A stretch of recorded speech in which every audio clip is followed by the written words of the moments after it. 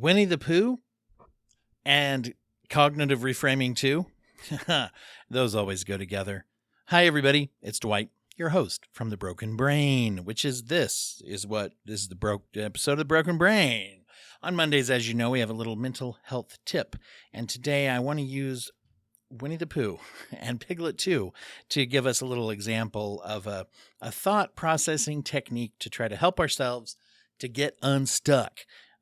Getting stuck in our own heads and in our own thoughts is a big part of depression, anxiety, manic kind of thing, being distractible with ADHD and other kind of things like that. Anyway, there's a lot of things that can lead us to feel stuck. And sometimes, even if it's not part of a diagnosable, clinical diagnosis, then that doesn't mean that it's not strong enough to cause us discomfort and concern.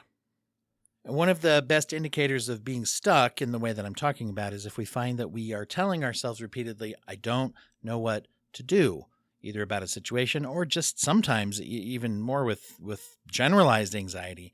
We don't know what to do at all. Sometimes is we have that feeling of I just don't know what to do about living my life. And so I'm going to give you a couple quick examples here of a reframe of that. Now, a reframe, let me back up a little.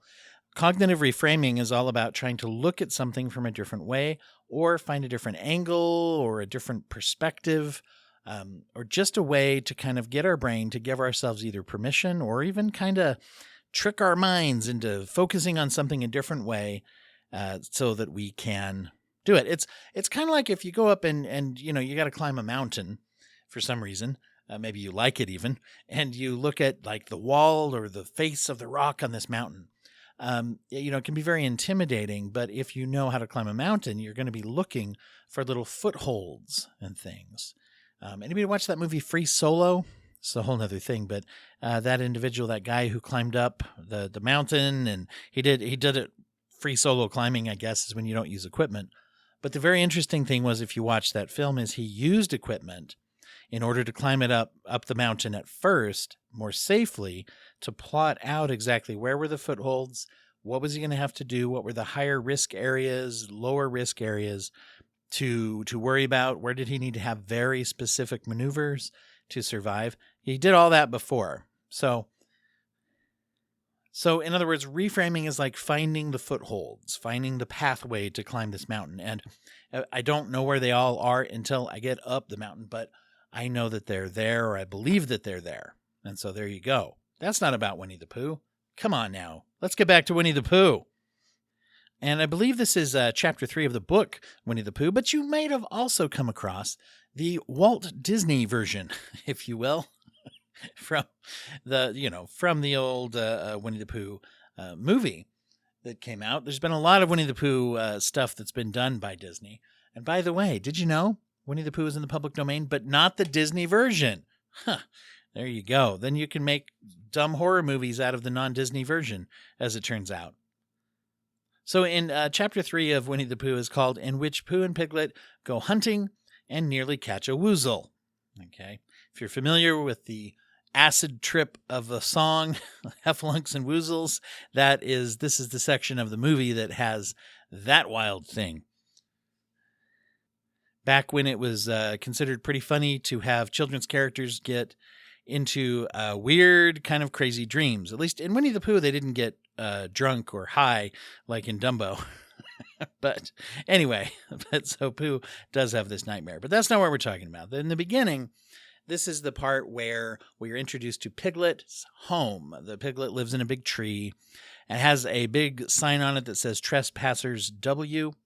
When everyone says, what is that? I mean, the obvious joke is that obviously it's a broken sign that used to say Trespassers will, then it probably said be shot or something. I don't know what would happen.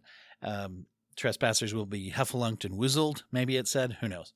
But anyway, the sign's broken, so Piglet just kind of assumes that it's the name of his grandfather, which, being a stuffed toy, I think? I don't know that he had one. Anyway, maybe that's another layer of the joke.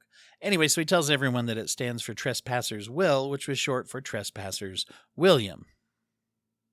Which also is a great name for a band, Trespassers William. In fact, there is a band There's an indie rock band in the USA called Trespassers William that formed in 1997 from Orange County, California. I had to look that part up, but 3 albums. Anyway, I've heard some of their songs. They're pretty good. So Piglet is at his house and he's talking about, how it belonged to his grandfather and all this and all that. Talking to Christopher Robin. It's funny. Yeah, it's a good interaction. But then he sees Pooh just walking around in a circle, looking all kinds of distracted. And so let's go ahead and I will quote from this now. "Halloo," said Piglet. "What are you doing?" "Hunting," said Pooh. "Hunting what?" "Tracking something," said Winnie the Pooh very mysteriously. "Tracking what?" said Piglet, coming closer.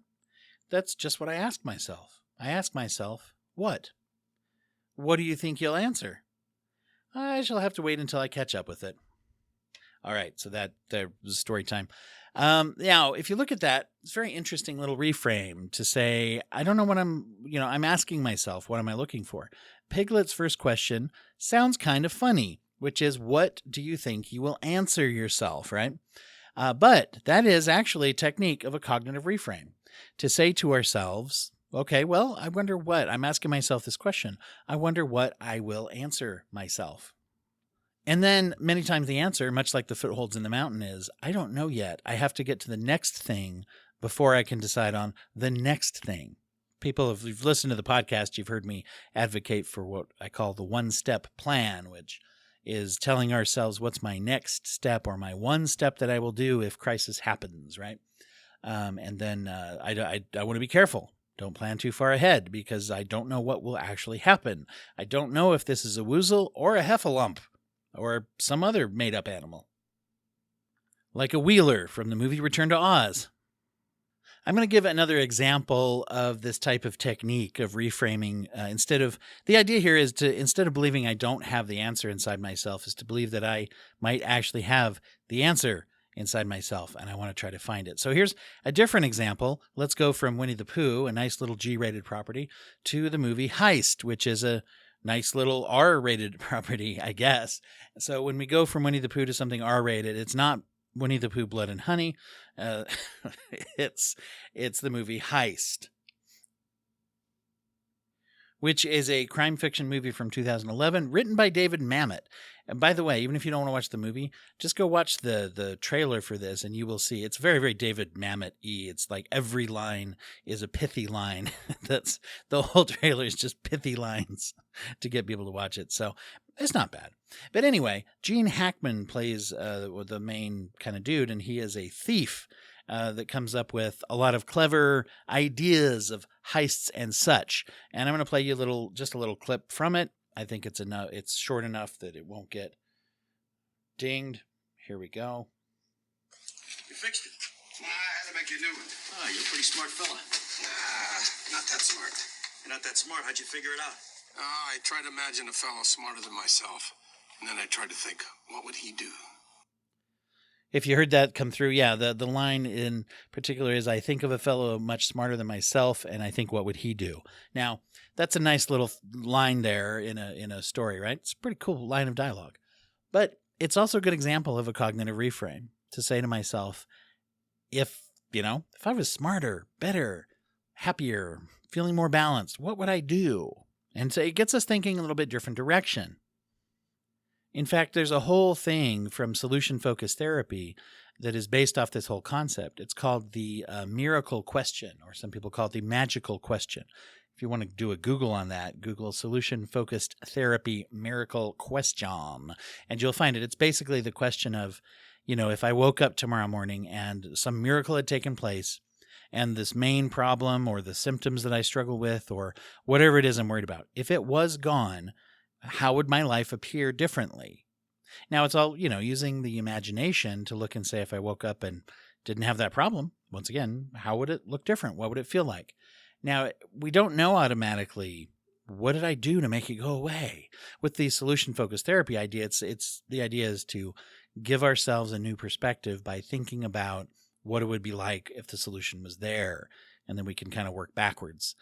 to identify what kinds of things would meet those needs. So that's a whole thing in and of itself. But so the tip for today is just to kind of think about this like cognitive reframe of finding ways to ask myself and then expect that I will find a way to answer myself. Right? Or think of a fella smarter than us and we try to do that. And it's amazing how just I know from asking those kinds of questions, just even in therapy sessions or using them on myself, that, it's not uncommon for us to shake out a new idea to find that new foothold in the mountain. Anyway, try it out if you want. And hey, by the way, it's June, Bug. That's what I'd say if your name was Bug. It's June, Bug. And even if you're not named Bug, it's still June, as it turns out. So for this month, we have a new charity to highlight, which is Covenant House, California.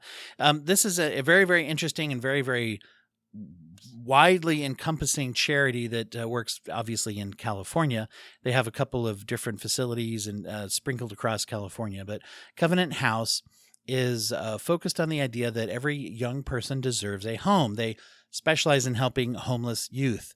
One of the reasons that I actually picked this charity is that it is the beginning of Pride Month here in June. Now, this charity is not focused specifically on queer youth. However, they do, as part of their mission, they do look for the needs of LGBTQ plus youth because they are disproportionately more likely to be homeless. And they are aware of that. When I called up to talk to someone there about the charity before I decided to make it June's thing, and that was part of what they do. But for every youth that they come across or that comes to their services, regardless of who they are, where they come from, they are there to help with housing and finding stabilization and case management and things like that for homeless youth who are in a great deal of need. I did not know this, but in the USA, 1/3 of homeless youth are in the state of California.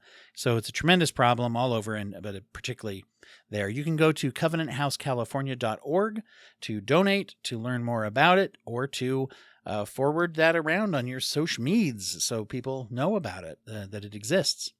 If you decide to become a patron of the show at our Patreon, go to patreon.com/brokenbrain. There's a number of cool bonus materials that are dropping. For just a few dollars a month, you can become a member. And by the way, if you do become a new member, half of the amount that you donate each month will go to the charity of focus for the month in which you joined, and will continue to go to that charity for as long as you are a donor. You can change your charity at any time if you already are a donor and you want the half your donation to go somewhere else for a while. Just, hit me up and let me know. DwightHurst@gmail.com or go to DwightHurst.com/contact. You can also, if you want other ways to support the show, monetary or non, go to DwightHurst.com/support.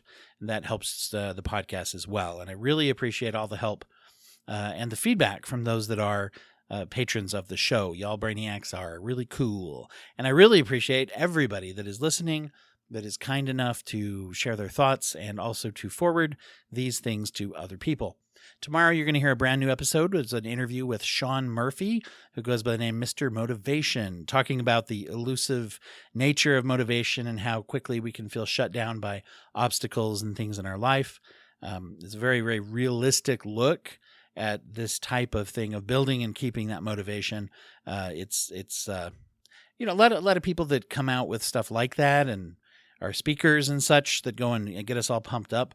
A lot of time there's a lot of fluff there that's there to get us excited, and then we find there's very little meat on the bone after that as far as what do we do.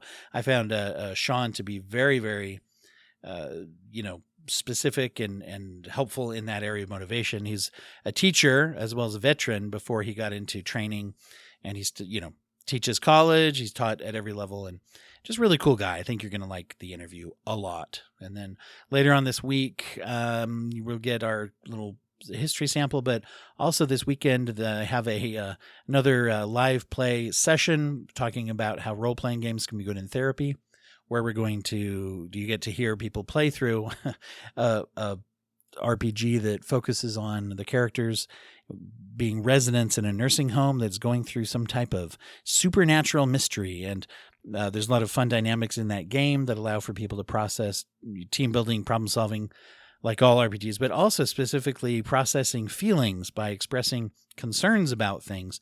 They can gain advantages by expressing and One person in particular, after the game was over, told me it was actually really freeing because they don't talk about negativity very much in their life, and they enjoyed it, the chance to do that. So at least one of them had that experience.